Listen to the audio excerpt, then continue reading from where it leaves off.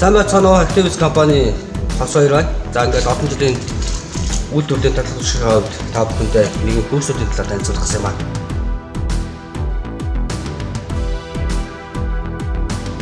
За энэ бол бидний хэлж зарснаар бол хар хөөс буюу комплекс солонгосын.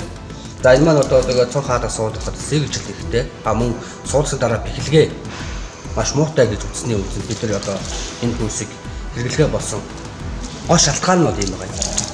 Сэгжилт ихтэй. За ингэснээр одоо цонх хаалга суулгасны дараа бэхлэгээ маш муу болж байна. За бидний одоогийн хэрэглэж байгаа хөөс буюу лату болсон флекс. За энэ флекс маань болохоор сэгжилт маш багтай.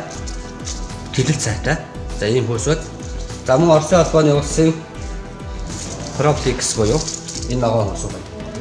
За ногоон хөөс маань болохоор муу адил Activis хөөстэй адилхан тэлэл цайтай, сэгэл багтай. За ихсээр цонх хаалга суулгалт маань өөрөө бэхлэгээ сайн болж, дулаалга сайн болж өгнө гэсэн. За мөн манайхаас оруулж ирж байгаа Оросын албанд оруулж байгаа хөөс байна. За Proplex буюу хэрэглээний хөөс байна. Цонх хаалга суулгах.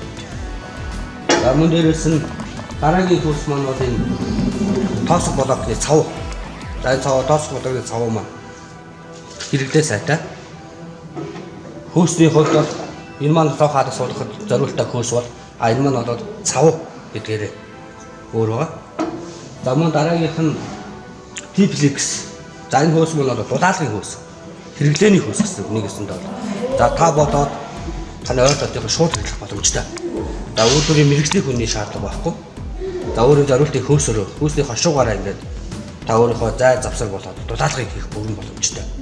За энэ хөөс маань үнийн хувьд таны хэрэглээний хувьд илүү дөхөм, илүү хялбар, илүү чанартай болж өгсөн байгаа маа.